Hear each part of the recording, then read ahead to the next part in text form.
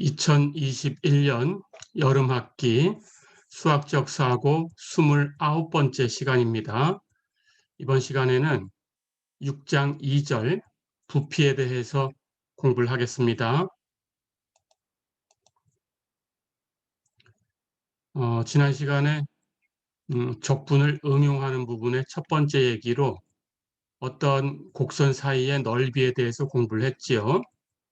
이번 시간은 두 번째 얘기 부피에 대해서 공부를 하겠습니다. 어떤 입체의 부피를 계산하는 방법인데 입체의 부피를 계산하는 방법을 우리 교재에서는 두 가지 방법을 배우겠습니다. 첫 번째는 지금 배우려고 하는 단면적을 적분해서 계산하는 방법이고요. 두 번째는 다음 시간에 이어서 얘기를 할 겁니다.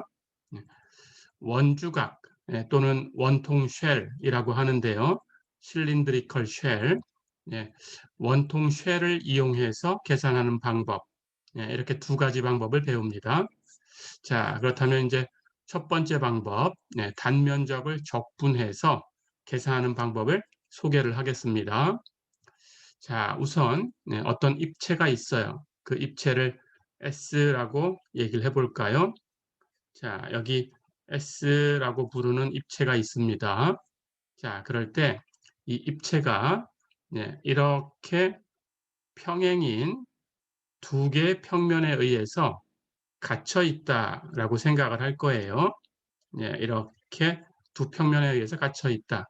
자, 그럴 때 이 평면, 이것에 의해서 이만큼 이렇게 잘려나가 있다라고 생각을 하겠습니다. 이쪽도 이 평면에 의해서 이렇게 잘려져 나가 있다. 이렇게 생각을 하겠습니다. 자, 그럴 때 이 두 개의 평면과 수직이 되는 어떤 한 축을 잡을 거예요. 그 축을 이렇게 정해 볼까요? 이렇게 생겼다라고 가정을 해 보겠습니다. 이렇게. 그럴 때 이 축을 독립변수를 계산해야 되니까 x축이라고 편의상 얘기를 해 볼게요. 자, 그럼 이렇게 x축이 있고요. 그때 이 입체를 둘러싸고 있는 이렇게 평행한 두 개의 평면, 이것에 x값이 있겠죠. 자, 그럼 이 왼쪽을 x의 값을 a라고 하고요. 여기 오른쪽은 x의 값을 b라고 해볼게요. 그렇다면 이 입체는 x의 값이 a부터 b까지 움직이는 그런 영역 안에 있는 거죠. 그렇죠? 자, 그럴 때 x의 값이 a에서 b까지 사이에서 움직입니다. 그 중에 어떤 값을 하나 선택을 해요. a에서 b까지 움직일 거니까 변수고요. 그래서 그 변수로 그 값을 x라고 표현을 하겠습니다. 독립변수가 x니까. 자, 그럴 때 x의 값이 2점 x, 이 값을 통과하는 역시 이 양쪽 평면과 나란한 평면이 있겠죠. 즉, 그 평면으로 이 입체를 이렇게 잘라낸 거다라고 생각을 해주면 됩니다. 자, 그렇다면 이 평면에 의해서 이 입체가 이렇게 잘린 부분이 생길 거예요. 자, 그렇다면 그 잘린 부분을 이렇게 잡아줄까요? 이렇게 잘린 부분이 생겼다라고 가정을 하겠습니다. 그때 여기 x의 값을 x라고 두었으니까 이 x의 값이 a에서 b까지 움직이면 그러면 이 단면도 당연히 달라지겠죠. 그렇죠? 그러니까 이 x의 값에 의해서 이 단면은 바뀝니다. 자, 그럴 때 이 단면에 넓이가 있을 거예요. 우리 지난 시간에 넓이 계산하는 법을 배웠듯이 그렇게 넓이를 계산해 보면 됩니다. 자, 그럴 때 이 단면의 넓이, 그걸 단면적이라고 합니다. 단면의 넓이, 그것을 넓이, 에리어라는 뜻으로 영문자 A로 써볼게요. 그 영문자 A로 쓰는 건 이제 익숙해졌죠. 그러면 x에 의해서 바뀌니까 x의 함수가 될 거예요. 그렇죠?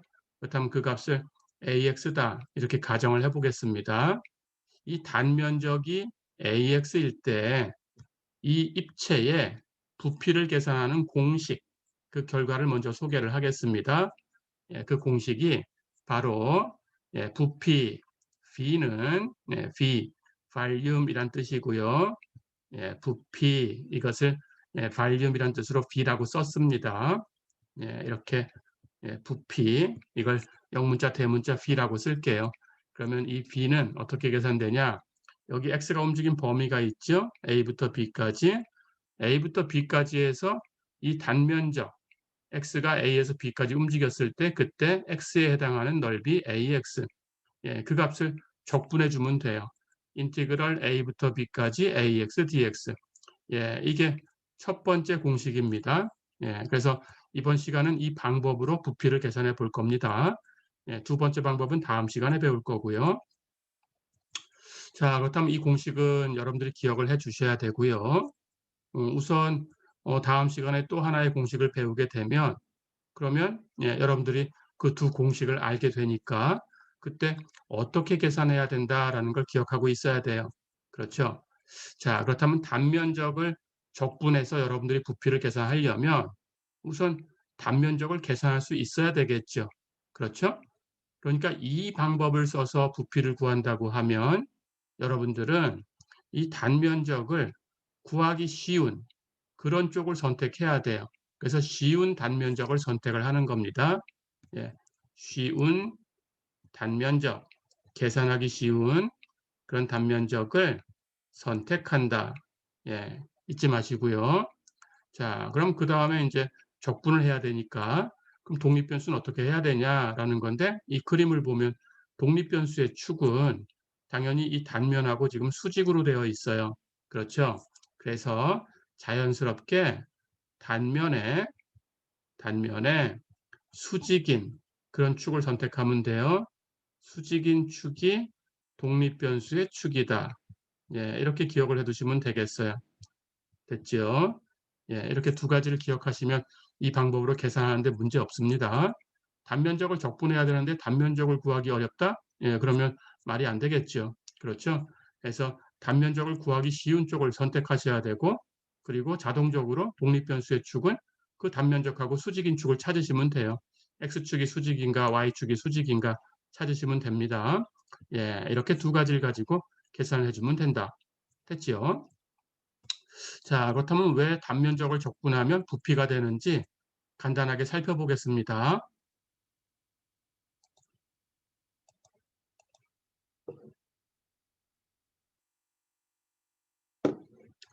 자, 아까 그림처럼 이렇게 입체를 그려볼게요. 자, 여기에 우리가 부피를 계산하려는 입체가 이렇게 있어요. 이렇게 있고요. 예, 이렇게 이 입체의 수직이 되는 그런 축을 X축이다라고 가정을 해볼게요. 이 축은 여러분들이 선택한 단면에 따라서 Y축으로 바뀔 수 있습니다. 예, 그렇게 항상 생각해 두시고요. 자, 그럴 때 X의 값이 여기 A부터 B까지 움직인다라고 가정을 했죠. 그때 A부터 B 사이에서 X를 선택해서 이렇게 X의 값에 대해서 이 입체에 대한 단면을 이렇게 생각을 했어요. 그렇죠. 예, 그럴 때 이 단면적 AX를 적분하면 부피다 이렇게 주장을 하고 있는 거죠. 그렇죠. 자, 그렇다면 이것을 이제 간단하게 살펴볼 거예요. 왜 그런지. 우선 이 입체의 부피라는 것은 이 입체를 예, 그 구간 A부터 B까지를 n등분을 할게요. 우리 적분을 이용하기 위해서 적분의 정의에서 사용했던 것처럼 n등분을 해보겠습니다. 그래서 A를 x0라고 번호를 주고요. B는 xn 이렇게 번호를 주고요. 자, 그래서 이렇게 n개로 나눴다라고 한번 생각을 해볼게요. 예, 이렇게 좀 큼직하게 그리기 위해서 그림상에서는 지금 3개로 나뉘어져 있죠. 예, 이걸 n개다라고 생각해 주시면 됩니다. 자, 그렇다면 n개로 등분해서 이 첫 번째 구간에 대한 입체가 있죠. 그 입체 부피를 계산하고 두 번째 거 입체 부피 계산하고 세 번째 입체 부피 계산하고 이런 식으로 해서 n번째까지 첫 번째부터 n번째까지 입체 부피를 계산해서 다 더해주면 당연히 전체 부피하고 똑같아요. 그렇죠? 그렇게 할 겁니다. 자, 그런데 실제로 구하기가 어려우니까 이제 적분을 이용하기 위해서 먼저 근사값을 구할 거예요. 근사값을 어떻게 구할 거냐? 자, 여기에 구간을 A부터 B까지 구간을 n개 작은 구간으로 나눴어요. 그래서 첫 번째 구간은 x0부터 x1까지, 두 번째 구간 x1부터 x2까지 이렇게 번호를 붙이면 i번째 구간은 xi-1부터 xi까지이죠. 마지막에 n번째 구간은 xn-1부터 xn까지가 되겠죠. 자, 그러면 첫 번째 구간도 두 번째 구간도 i번째 구간도 n번째 구간도 다 똑같은 방법으로 근사값을 구할 텐데 어떻게 구할 거냐? 대표로 i번째 구간에 대해서 얘기를 할게요. i번째 구간 xi-1부터 xi까지 여기 중앙에 있는 것을 i번째 구간이라고 가정을 해볼게요. xi-1부터 xi까지 거기서 표본점을 하나 선택합니다. 이 구간에서 i번째 구간의 표본점을 우리가 xi 스타라는 기호로 썼어요. 그렇죠? 자, 여기 선택한 표본점을 xi 스타 이렇게 써볼까요? 그렇다면 이 xi 스타 표본점을 지나가는 여기 x축 독립변수의 축하고 수직인 그런 평면이 있겠죠. 그 평면으로 이 입체를 칩니다. 자, 그러면 그때 이렇게 입체가 잘려나가는 단면이 생겨요. 그렇죠?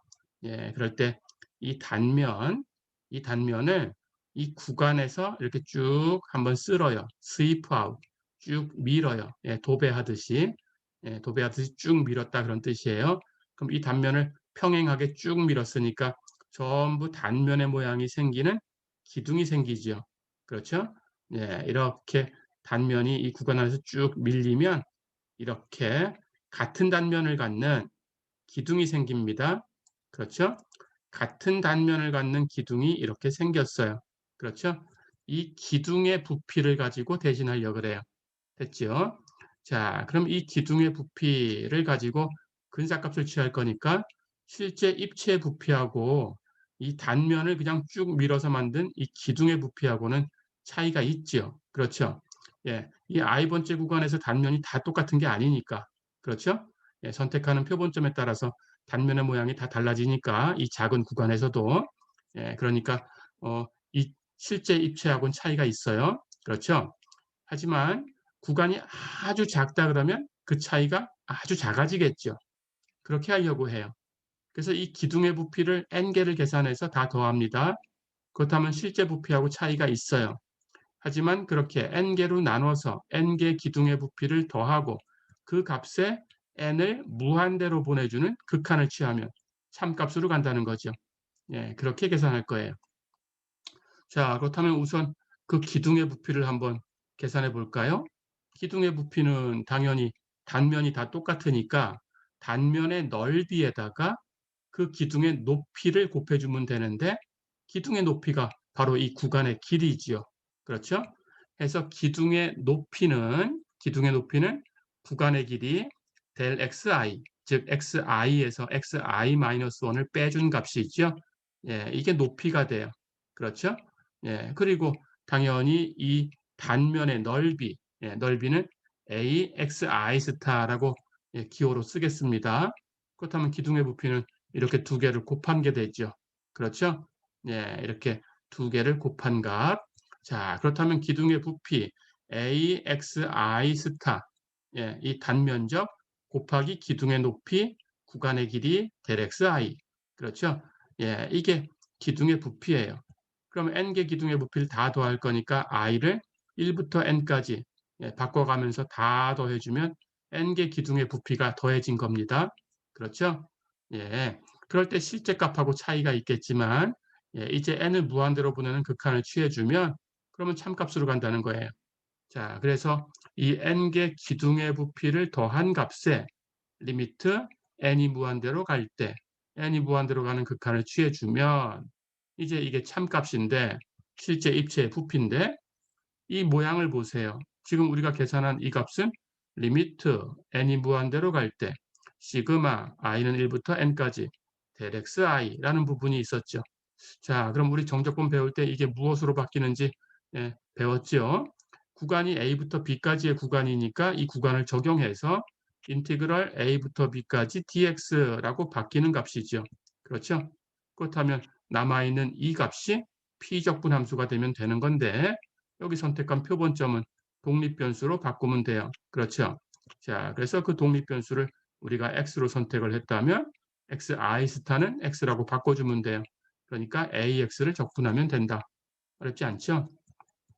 자, 이렇게 해서 단면적을 적분하면 부피를 얻을 수 있다는 걸 살펴봤습니다. 자, 그러면 아까 얘기한 것처럼 이 방법을 써서 부피를 구하려고 하면 첫 번째, 단면적을 먼저 설정을 해야 돼요. 아, 이렇게 단면적이 생기는구나.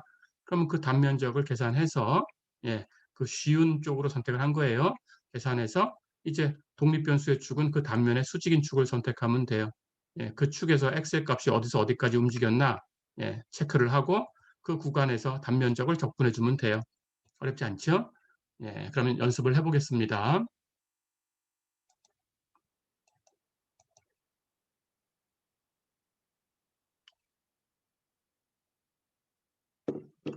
자, 그러면 교재의 예제 1번을 볼까요? 반지름이 r인 구의 부피가 3분의 4파이 r3승인 걸 보여라 그랬어요. 자, 우리가 앞에서 미분 파트에서 예, 우리 구의 부피를 반지름 r인 구의 부피를 3분의 4파이 r3승이다라고 미리 가져다 쓴 적이 있었죠. 그리고 뒤에서 적분 배울 때 배우겠다라고 얘기한 적이 있었죠. 한번 살펴보겠습니다. 구의 부피를 구할 거예요. 당연히 구의 부피는 그 구의 위치가 어디에 있다라는 거에 따라서 바뀌는 게 아닙니다. 그렇죠? 그러니까 당연히 계산하기 가장 쉬운 쪽에 놓고 계산하시면 되겠죠. 예, 구나 원이나 이런 것들에 대해서 예, 여러분들이 넓이나 부피 이런 것들을 계산하려고 할 때 가장 쉬운 곳이다라는 것은 예, 그 중심을 원점에 놓는 거예요. 자, 그래서 역시 구의 중심을 이렇게 원점에다 놓겠습니다. 자, 그렇다면 구가 이렇게 반지름 r인 구가 있고요. 예, 중심이 이렇게 원점 O라고 할까요? 원점에 맞춰져 있어요. 자, 그렇다면 단면이라는 것은 그 면적을 계산하기 쉬운 쪽으로 선택하면 되는데 구는 예, 어떻게 단면을 쳐내도 어떤 평면으로 쳐도 당연히 원판으로 잘려요. 그렇죠? 그럼 원의 넓이는 쉽게 구할 수 있어요. 자, 그렇다면 여러분들이 독립변수의 축을 뭐 생각할 필요가 없죠. 그렇죠? 그냥 단면은 아무렇게나 잡아도 되니까 아무 쪽으로나 독립변수의 축을 정하고 시작해도 됩니다. 자, 그렇다면 단면을 이렇게 선택을 해볼까요? 그리고 이 단면, 네, 그냥 직선으로만 그렸지만 평면입니다. 네, 이렇게 평면을 생각하시면 돼요. 그런데 그 평면이 이렇게 지나가고 있다는 걸 표시를 해준 거예요.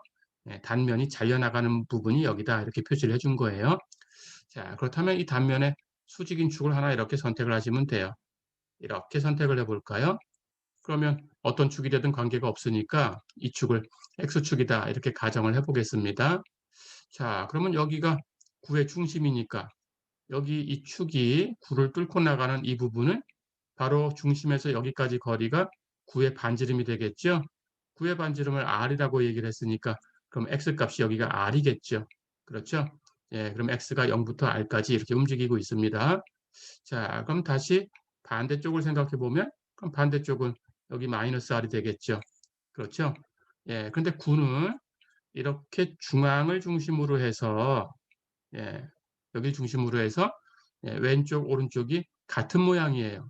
그렇다면 이 전체 부피를 구해도 되겠지만 이 오른쪽에 있는 반쪽 구의 부피를 계산해서 2배를 해주면 되겠죠. 그렇죠? 그렇다면 x의 값을 마이너스 r부터 r까지 움직일 필요 없이 0부터 r까지만 움직여서 2배 해주면 돼요. 그렇죠? 그렇게 하시면 됩니다. 자, 그럼 x의 값이 0과 r 사이에 있다라고 가정을 하고요. 그때 여기 하나의 x값을 선택을 합니다. 그때 이 x값에 대해서 단면을 그려보면 단면은 이렇게 원판이 되겠죠. 그렇죠. 예, 이렇게 원판이 이렇게 하나 만들어집니다.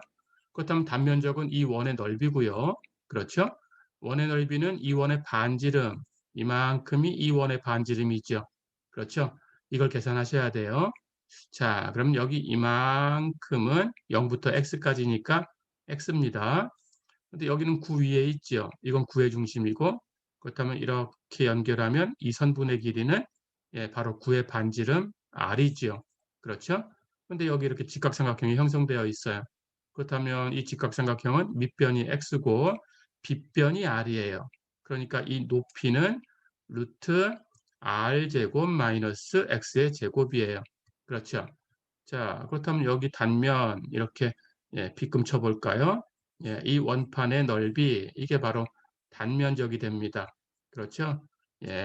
이 단면적은 원판의 넓이니까 파이 곱하기 반지름의 제곱. 근데 반지름이 루트 r 제곱 마이너스 x 제곱이었어요. 그렇죠?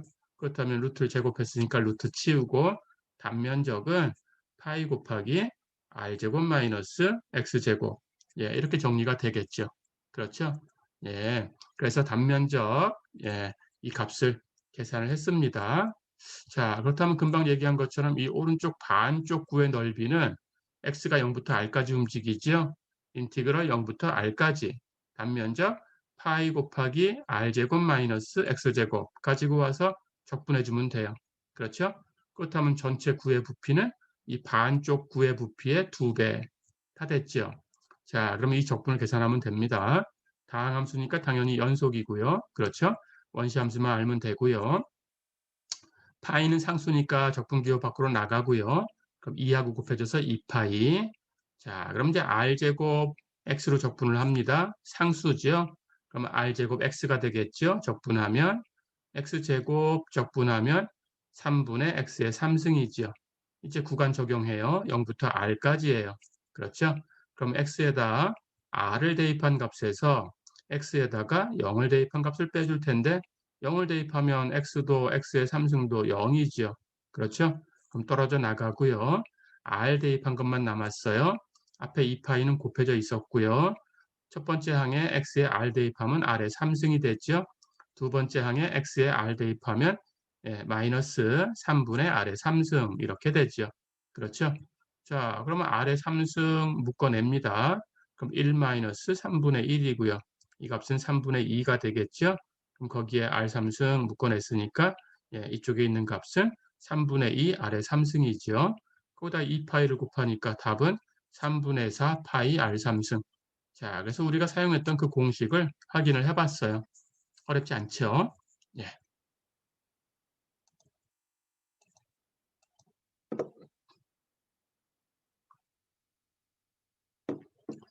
자, 그럼 예제를 계속해서 풀어보겠습니다. 예제 2번 볼까요? 0에서 1까지 곡선 y는 루트 x, 그 곡선 아래에 있으면서 x축 위에 있는 영역에 이 영역을 x축을 중심으로 회전시켰다. 그때 생기는 입체 부피를 구해라 그랬어요. 자, 그러면 이 영역을 먼저 그려보겠습니다. xy 평면에서 곡선이 하나 있는데 y는 루트 x라는 곡선이에요. 포물선이죠. y는 루트 x. 그렇죠? 그런데 이 곡선 아래쪽에 있으면서 x축 위에 있고 x의 값은 0부터 1까지다 그랬으니까 이만큼 1이라고 할까요? 그러면 그 영역은 이만큼 이 도형이죠. 그렇죠? 이 도형을 x축을 중심으로 회전시켰다 그랬어요. 그러면 이 도형이 x축을 중심으로 회전되면 이렇게 회전되겠죠. 그렇죠? 자, 그러니까 회전된 입체를 그리면 이런 모양이 생겨요. 그렇죠? 그럼 이제 지금 우리 배운 방법이 단면적을 적분해서 부피를 구할 거니까 단면적 구하기 쉬운 쪽을 선택해야 되죠. 그런데 이렇게 회전시켰으니까 이 회전체는 당연히 회전한 방향, 이 방향으로 이렇게 절단해주면 항상 단면이 원판이 생겨요. 그렇죠? 그러니까 회전체는 항상 이렇게 회전된 방향으로 잘라주시면 됩니다. 자, 그래서 단면을 이렇게 선택하시면 돼요. 자, 그럼 여기 단면이 생겼으니까 독립변수의 축은 당연히 단면하고 수직이 되는 축을 선택하면 되니까 X축이지요. 그렇죠? 단면의 수직, 해서 단면의 수직이 되는 축을 선택한 거다. 그러니까 이 X축이 독립변수의 축이다. 그래서 X가 독립변수다. 이렇게 기억을 하시면 됩니다.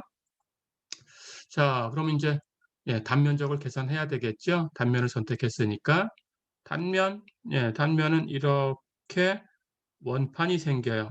그렇죠? 자, 그럼 이렇게 원판 생겼으니까 이 원의 넓이를 계산해 주면 됩니다. 그렇다면 여기 있는 값을 독립변수 x라고 선택을 하면 x는 0에서 1까지 움직일 거고요. 그렇죠? x일 때 단면적 a x라고 쓸까요?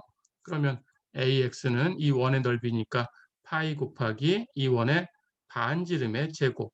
그렇죠? 자, 근데 반지름은 당연히 여기 있는 값이 x니까 이만큼 높이가 되겠죠. 이 높이는 이 곡선에 의한 함수값이지요. 이 곡선의 식이 루트 x니까 여기 x라면 높이는 루트 x죠. 그렇죠? 그래서 루트 x의 제곱이에요. 자, 그럼 루트 x 제곱하면 x니까 넓이는 파이 x가 되지요. 그렇죠? 그래서 단면적 파이 x다라는 것을 계산을 했습니다. 자, 그렇다면 이제 x의 값은 0부터 1까지 움직이니까 0부터 1까지 해서 적분해 주면 되고 단면적을 가지고 와서 적분하면 돼요. 자, 그렇다면 부피는 인티그럴 0부터 1까지 파이 x dx 다 됐죠. 파이는 상수니까 적분기호 밖으로 나가고요. x 적분하면 되는데 원시함수가 2분의 x 제곱이죠. 그렇죠? 그럼 0부터 1까지 구간 적용하면 x에 1 대입한 값에서 0 대입한 값 빼주면 되고요. 0 대입한 값은 제곱해도 0이니까 0이죠. 없어지죠. 1 대입하면 제곱해도 1이고요. 그래서 1 대입한 값은 2분의 1. 그럼 앞에 파이가 곱해져 있었으니까 부피는 2분의 1 파이. 어렵지 않죠? 이렇게 하시면 되겠습니다.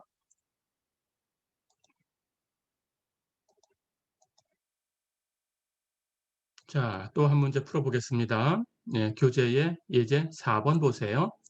직선 y는 x와 포물선 y는 x제곱 이것으로 둘러싸인 영역을 x축을 중심으로 회전시켰다. 그때 생기는 입체의 부피를 구해라 그랬어요. 자, 우선 무엇을 회전시켰는지 한번 그려봅니다. xy 평면에 y는 x, 원점을 지나가는 직선이죠. 그렇죠? y는 x, 그리고 y는 x제곱 역시 원점을 지나가는 포물선입니다. 그렇죠? 이렇게 이것으로 둘러싸인 영역이다라고 했으니까 이만큼이죠. 여기 x값은 교점 구하면 되는데 x하고 x제곱을 같다고 두면 그러면 x제곱 마이너스 x는 0 풀어내면 x가 0일 때와 1일 때죠. 여기 1입니다. 그렇죠? 자, 그렇다면 값을 다 계산했으니까 이제 이것을 x축을 중심으로 회전시킬 거예요. 그렇다면 당연히 이 끝점은 이렇게 회전돼서 원을 하나 만들겠죠? 그렇죠? 이 점은 그대로 있을 거고요. x축에 있으니까. 그렇죠? 그럼 바깥쪽에 있는 이 직선도 이렇게 회전돼서 이렇게 바깥쪽을 이렇게 만들겠죠. 안쪽에 있는 포물선도 회전돼서 이렇게 포물선 모양을 만들겠죠. 그렇죠? 자, 그렇다면 요 영역, 이 빗금친 영역 사이에 있는 부분만 회전되어서 만들어지는 입체가 됩니다. 안쪽은 비어 있어요. 그렇죠? 이렇게 생겼어요. 자, 그러면 역시 이렇게 회전시켰으니까 단면을 먼저 선택해야 됩니다. 단면은 이렇게 회전된 방향으로 이렇게 잘라주면 돼요. 그렇죠? 그러면 단면이 이렇게 되고요. 단면의 수직이 되는 축, x축이죠. 그렇다면 x축을 독립변수 축으로 선택하면 x가 독립변수가 됩니다. 그렇죠? 그렇다면 이 단면과 x축이 만나는 요점에 독립변수 x니까 x라고 표기를 해주면 x는 0에서 1 사이에서 움직이죠. 그렇죠?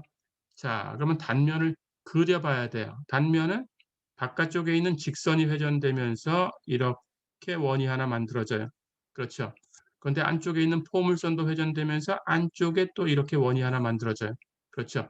그렇다면 단면이라는 것은 이 두 원의 사이에 있는 이런 원환면이 생기죠. 그렇죠? 그렇다면 이 원환면의 넓이를 계산해 주면 됩니다. 그렇죠?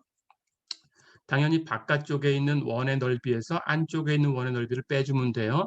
둘 다 원의 넓이니까 계산하는 방법은 파이 곱하기 반지름의 제곱. 그렇죠? 그다음 바깥쪽 원 파이 곱하기 반지름의 제곱 마이너스 안쪽 원도 파이 곱하기 반지름의 제곱. 그렇죠? 자, 그럼 바깥쪽 원의 반지름은 여기 x니까 이만큼 높이가 되죠. 그렇죠? 근데 이만큼 높이는 y는 x란 직선에 의한 함수값이죠. 그렇다면 여기 x일 때 y 값도 x니까 x가 되겠죠. 그래서 바깥쪽 원의 반지름은 x. 그렇죠?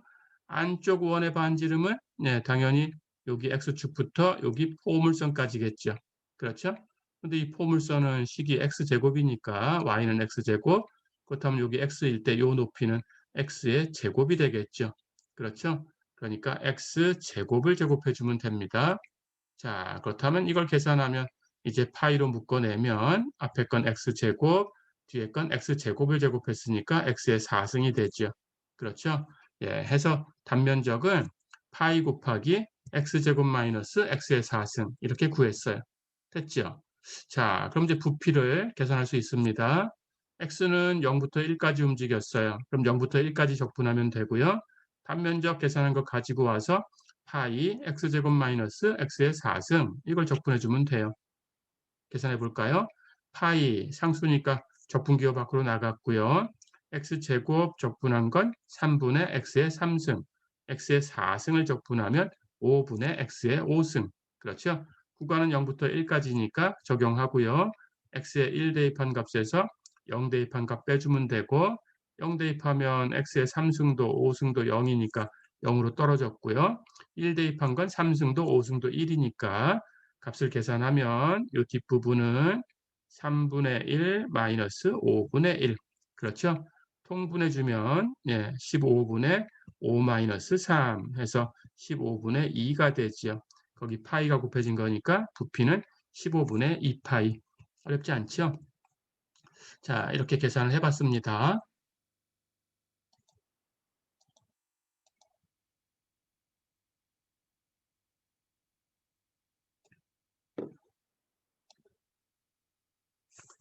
자, 또 한 문제 풀어보겠습니다.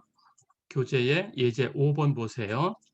직선 y는 x와 포물선 y는 x제곱으로 둘러싸인 영역을 이번에는 직선 y는 2를 중심으로 회전시켰다. 그때 생기는 입체의 부피를 구해라 그랬어요. 자, 역시 회전체를 그려보겠습니다. 여기 x축이고요. 여기가 y축이고요. 여기 원점이고요. y는 x, 원점을 지나가는 직선이고요. 그렇죠? y는 x제곱, 원점을 지나가는 포물선이고요. 자, 그럼 둘러싸인 영역은 아까 그려봤듯이 이 부분이고요. 예, 교점 두 함수 값을 갖다고 놓으면 x가 0일 때와 1일 때고요. 그렇죠? 자, 그러면 여기도 y 값도 1이겠죠. 그렇죠? 그런데 이 회전축이 이제 y는 2라는 직선이에요. y는 2라는 직선은 x축하고 나란하고 2를 지나가야 되니까 이만큼을 2라고 할까요? 그렇다면 회전축은 이렇게 생겼죠. 그렇죠? 예, 이 직선 y는 2가 회전축이죠. 자, 그렇다면 이걸 회전축으로 해서 회전시켰으니까 안쪽은 여기 이 y는 2에 가장 가까운 요 점이죠. 요 점이 이렇게 회전해서 원을 만들죠. 그렇죠? 바깥쪽은 이게 제일 멀죠. 이게 이렇게 회전되면서 원을 하나 만들겠죠. 그렇죠? 자, 그러면 안쪽은 이제 이 직선이 회전하면서 이렇게 직선 형태를 만들 거고요. 그렇죠? 바깥쪽은 이 포물선이 회전되면서 이렇게 포물선 형태를 만들겠죠. 그러니까 회전된 입체는 이렇게 빗금친 부분만 생긴 거죠. 그렇죠?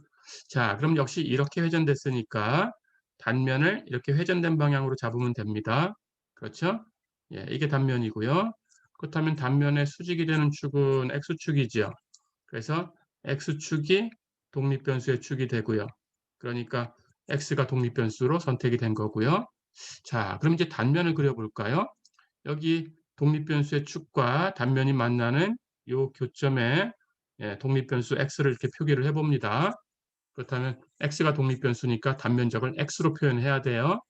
자, 그럼 단면은 안쪽에는 이 직선이 회전되면서 이렇게 원판이 하나 생겼어요. 바깥쪽은 포물선이 회전되면서 이렇게 바깥쪽에 이렇게 원판이 하나 생겼어요. 자, 그렇다면 단면은 이렇게 이 두 원 사이에 있는 요만큼 원환면이죠. 요만큼이죠. 그렇죠. 자, 그럼 역시 이 넓이는 두 원 사이의 영역이니까 바깥쪽 원의 넓이에서 안쪽 원의 넓이를 빼주면 됩니다. 그렇죠? 그렇다면 파이 곱하기 바깥쪽 원의 넓이 반지름의 제곱. 그렇죠. 마이너스 안쪽 원 파이 곱하기 안쪽 원 반지름의 제곱. 그렇죠. 예, 이렇게 계산해 주면 되는데 바깥쪽 원의 반지름은 이만큼. 예, 이만큼이에요. 그렇죠. 예, 당연히 아래쪽에서 계산하면 이만큼, 바깥쪽 원의 반지름이 이만큼이죠. 그렇죠. 자, 그러면 아래쪽 걸 계산하는 게 더 편하니까 여기 y의 값이 2인 곳이죠. 여기 위에는 그렇죠. 아래쪽 이만큼인데 이만큼은 이 높이죠. 그렇죠. 그렇다면 여기 x라고 했으니까 이 포물선에 의해서 x가 어디로 가냐라는 걸 계산해야 되죠. 포물선의 식은 y는 x제곱이죠. 그러니까 여기가 x일 때 y 값은 x제곱이죠. 그렇다면 여기 반지름은 2에서 여기 x제곱만큼을 빼주면 되죠. 이만큼이 x제곱. 그렇죠? 이만큼이 2가 되니까 여기는 2-x제곱. 그렇죠? 해서 2-x제곱. 예, 이렇게 바깥쪽 원의 반지름을 계산했습니다. 자, 그럼 안쪽 원. 예, 안쪽 원도 마찬가지로 반지름을 계산해 보면 이번에는 안쪽 원은 이만큼이죠. 그렇죠? 예, 역시 2에서 요만큼 빼주면 되는데 이만큼은 이제 여기 x일 때 값인데 요건 y는 x란 직선에 의한 함수 값이니까 y가 x하고 똑같아요. 그럼 높이가 x죠. 그렇죠? 예, 그렇다면 이만큼 전체가 2니까 여기 아래쪽에 x를 빼주면 여기는 2-x가 되겠죠. 그렇죠? 그래서 안쪽 원의 반지름은 2-x. 그럼 이걸 제곱하고 파이 곱하면 돼요. 다 됐죠? 자, 그러면 단면적은 파이로 묶어냈고요. 2-x제곱의 제곱에서 2-x의 제곱을 빼주면 되죠. 그렇죠? 예, 이걸 정리하시면 됩니다. 그래서 파이 묶어내고 이걸 전개해서 계산하면 이거 앞에 거 제곱 전개하면 4 마이너스 4x제곱 플러스 x의 4승이고요. 거기서 이거 뒤에 제곱을 빼주면 되는데 뒤에 거 제곱한 것은 4 마이너스 4x 플러스 x제곱. 그렇죠? 그 전체를 빼주면 됩니다. 해서 정리하면 x의 4승 마이너스 5x의 제곱 플러스 4가 되네요. 그렇죠? 자, 그렇다면 계산이 다 됐어요. 이제 부피는 x는 역시 0부터 1까지 움직였죠. 그렇다면 0부터 1까지 해서 적분하면 되고요. 예, 단면적 계산해서 정리한 값이 파이 곱하기 x의 4승 마이너스 5x제곱 플러스 4x가 됐죠. 그렇죠? 예, 이제 적분하면 됩니다. 파이는 상수니까 적분기호 밖으로 나갔고요. x의 4승 적분하면 5분의 x의 5승. x의 제곱은 3분의 x 3승이니까 마이너스 5 곱한 것은 마이너스 3분의 5x의 3승. 그렇죠? 4x, x의 적분이 2분의 x제곱이니까 거기다 4 곱하면 2x제곱. 그렇죠? 자, 그러면 이제 구간 0부터 1까지 적용만 해주면 답이 나와요. x의 1 대입한 값에서 0 대입한 값을 뺄 텐데 0 대입한 값은 x의 5승도, 3승도, 제곱도 전부 0이니까 0 떨어져 나갔어요. 그렇죠? 1 대입한 값은 첫 번째 항은 5분의 1, 두 번째 항은 마이너스 5분의 3, 세 번째 항은 2가 되겠죠. 그렇죠? 그럼 그거 다 계산하고 거기에 파이 곱하면 되죠. 예, 요 값은 예, 5, 3, 15 해서 15분의 하고 통분을 해주면 분자는 3 마이너스 여긴 5가 곱해졌으니까 25 여긴 15분의 하고 통분하면 30이 되겠죠. 그렇죠? 해서 계산한 값은 15분의 8이다. 그럼 거기 파이 곱했으니까 부피가 15분의 8파이다. 어렵지 않죠? 자, 이렇게 연습해 두시면 되겠습니다.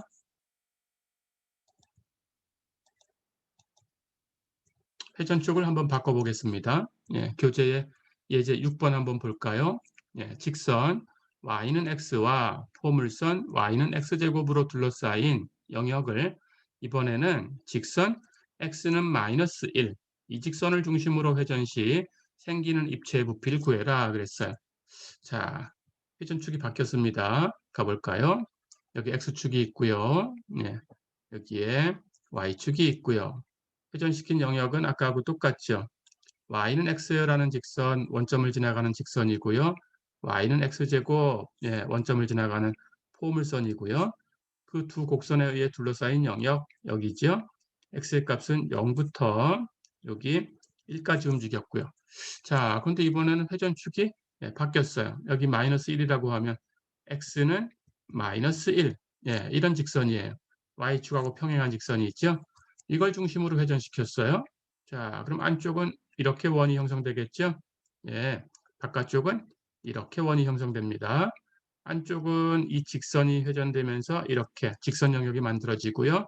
바깥쪽은 이 포물선이 회전되면서 이렇게 포물선 영역이 만들어져요. 그렇죠. 자, 그렇다면 이번엔 이렇게 회전됐죠. 그렇다면 당연히 회전된 방향으로 이렇게 단면을 선택하시면 됩니다. 그렇죠? 그렇다면 단면의 수직인 축을 선택해야 되니까 이번에는 y축이 독립변수의 축이죠. 그러니까 y가 독립변수예요. 그렇죠? 자, 그러면 단면과 독립변수의 축이 만나는 곳 여기 있죠? 예, 여기다가 독립변수 y라고 표기를 하고 예, 이제 단면적을 이 독립변수 y를 가지고 표시하시면 됩니다. 그렇죠? 자, 그럼 단면을 그려볼게요. 바깥쪽은 여기 포물선에 의해서 이렇게 원판이 만들어졌어요. 그렇죠? 안쪽은 여기 직선에 의해서 이렇게 원판이 만들어졌어요. 그렇죠? 자, 그렇다면 단면이라는 것은 역시 이 두 원에 의해서 둘러싸인 이렇게 생긴 원환면입니다. 그렇죠? 예, 이렇게 생긴 원환면이네요. 자, 그렇다면 역시 이 넓이를 계산해야 되는데 이 넓이는 두 원 사이에 있는 영역이니까 바깥쪽 원의 넓이 파이 곱하기 반지름의 제곱 마이너스 안쪽 원의 넓이 파이 곱하기 반지름의 제곱 계산해 주면 되죠. 그렇죠.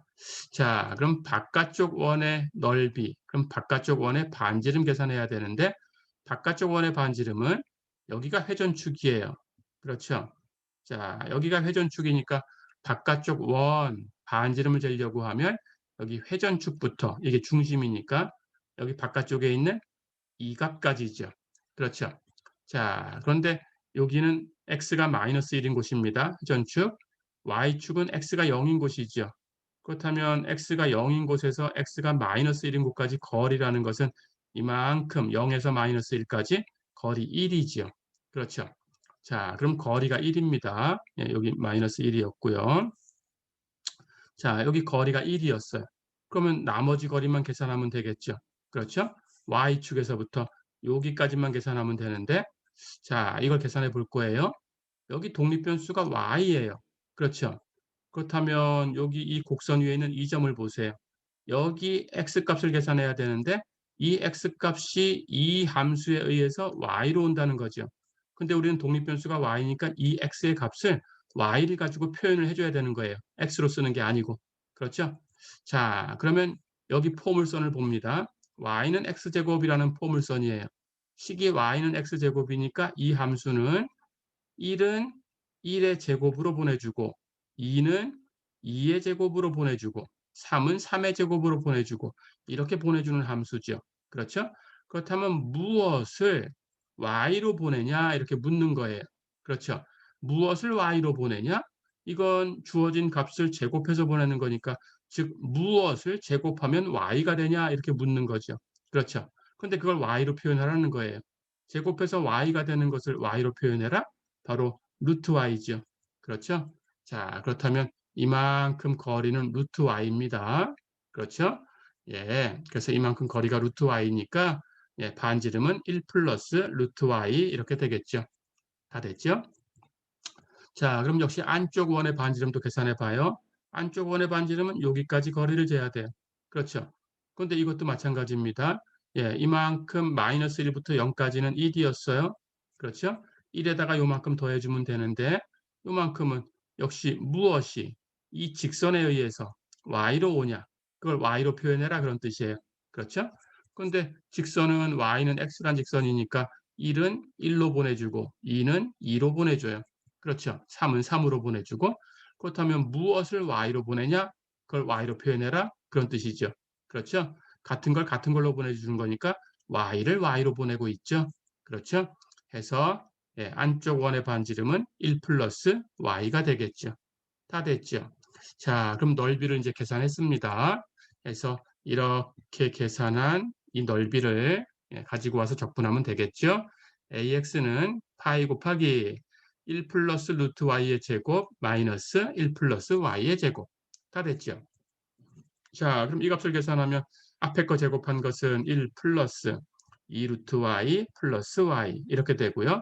마이너스 뒤에 거 제곱한 건 1 플러스 2y 플러스 y제곱 이렇게 되겠죠. 그럼 1은 사라졌죠. 그렇죠. 이렇게 y 마이너스 2y는 마이너스 y로 바뀌었죠. 그렇죠. 그래서 2 루트 y 그리고 마이너스 y 그리고 여기 남은 거 뺄 거니까 마이너스 y제곱 이렇게 남았죠. 다 됐죠. 자, 그래서 단면적은 파이 곱하기 2 루트 y 마이너스 y 마이너스 y제곱이다. 이렇게 표현됐어요. 됐죠? 자, 그럼 y가 어디서 어디까지 움직였냐라는 건데 y의 값도 여기 0부터 여기까지 움직였으니까 1까지 움직였죠. 그렇죠? 그래서 적분은 인티그럴 0부터 1까지. 독립변수는 y니까 dy라고 쓰는 거 주의하시고요. 예, 0부터 1까지 y로 적분합니다. 단면적 가지고 와서 적분하면 돼요. 단면적은 파이 곱하기 2 루트 y 마이너스 y 마이너스 y제곱. 그렇죠? 예, 이제 적분할까요? 파이 상수니까 적분기호 밖으로 나갔고요. 그렇죠? 루트 y, 루트는 2분의 1승이죠. 적분하면 2분의 1 플러스 1분의 y의 2분의 1 플러스 1승, 즉 2분의 3분의 y의 2분의 3승. 근데 2분의 3 분모에가 있으니까 뒤집으면 3분의 2. 그래서 3분의 2 y의 2분의 3승. 그렇죠? 거기다 2를 곱했으니까 3분의 4 y의 2분의 3승. 됐죠? 마이너스 y의 적분은 2분의 y제곱이죠. 마이너스 y제곱의 적분은 3분의 y3승이죠. 다 됐죠. 구간 y 0부터 1까지 적용합니다. 이제 y에다가 1 대입한 값에서 y에다가 0 대입한 값을 빼주면 돼요. 0 대입하면 2분의 3승도 제곱도 3승도 다 0이니까 0으로 떨어져 나가고 그렇죠. 1 대입한 거 1 대입하면 첫 번째 항은 3분의 4 두 번째 항 마이너스 2분의 1, 세 번째 항은 마이너스 3분의 1이죠. 그렇죠? 거기에 파이가 곱해진 거죠. 자, 그럼 앞에 거 개수를 계산하면 3분의 4에서 3분의 1을 빼주면 1이죠. 거기서 2분의 1을 빼주면 2분의 1이죠. 그래서 2분의 1 파이다. 어렵지 않죠? 예, 이렇게 부피를 구해봤어요. 예, 이렇게 연습을 해두세요.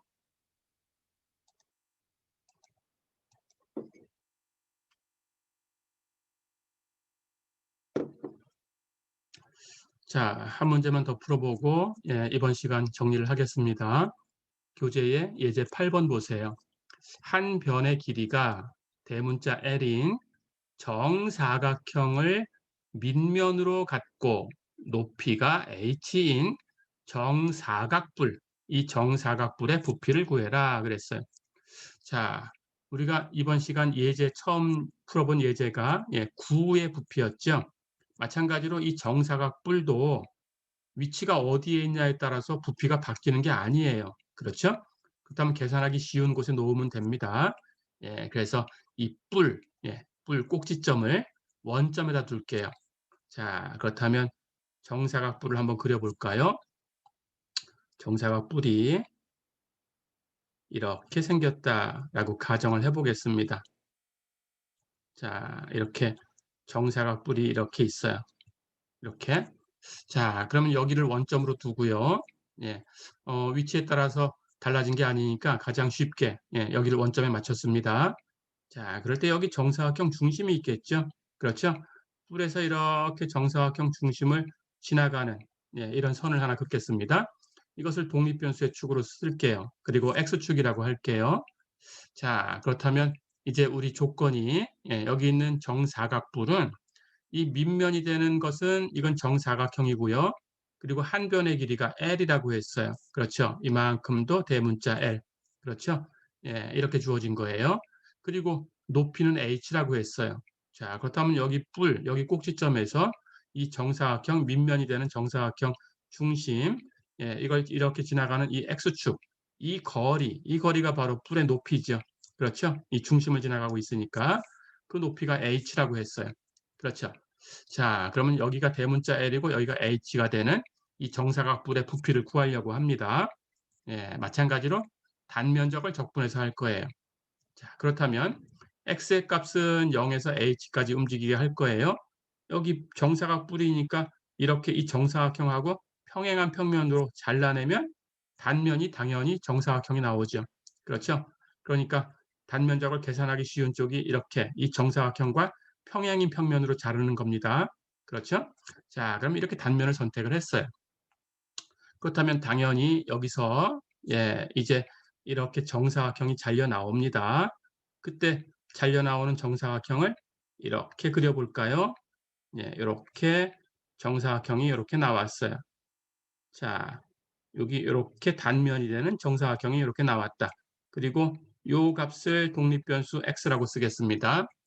자, 그러면 이제 이 단면적을 계산해야 되는데 이 단면도 정사각형이니까 정사각형의 넓이를 계산하시면 돼요. 그러니까 한 변의 길이만 알면 그걸 제곱하면 돼요. 그렇죠? 예, 그렇게 계산하시면 됩니다. 자, 그렇다면 여기 x값이라고 했으니까 당연히 이만큼 요 작은 단면에 의해서 생긴 요 작은 정사각형 요걸 밑면으로 갖는 여기 똑같은 꼭지점을 갖는 요 앞쪽에 있는 정사각뿔 그렇죠? 예, 이 정사각뿔에 대해서 여기 원래 있는 큰 정사각뿔하고 비교를 해봅니다. 그럼 당연히 이 변들이 비례하겠죠. 그렇죠? 예, 그렇다면 이 정사각뿔 작은 것의 높이는 0부터 x까지니까 여긴 x겠죠. 그렇죠? 자, 그렇다면 이 작은 정사각형의 한 변의 길이를 이 거리가 이 닮은 꼴이니까 그 닮은 비가 성립해야 돼요. 그 닮은 비를 가지고 바로 계산할 수 있어요. 그렇죠? 예, 요 값을 소문자 L이라고 한번 해볼까요? 예, 소문자 L이라고 하면 닮은 비가 성립해야 되니까 여기 작은 정사각뿔 높이 x 대 그 밑면이 되는 이 작은 정사각형의 한 변의 길이 소문자 L 이것은 이 큰 뿔의 높이 h 대 큰 뿔의 밑면이 되는 정사각형의 한 변의 길이 대문자 L하고 같아야 되죠. 그렇죠? 예, 그래서 이 한 변의 길이 소문자 L을 구할 수가 있어요. 그렇죠?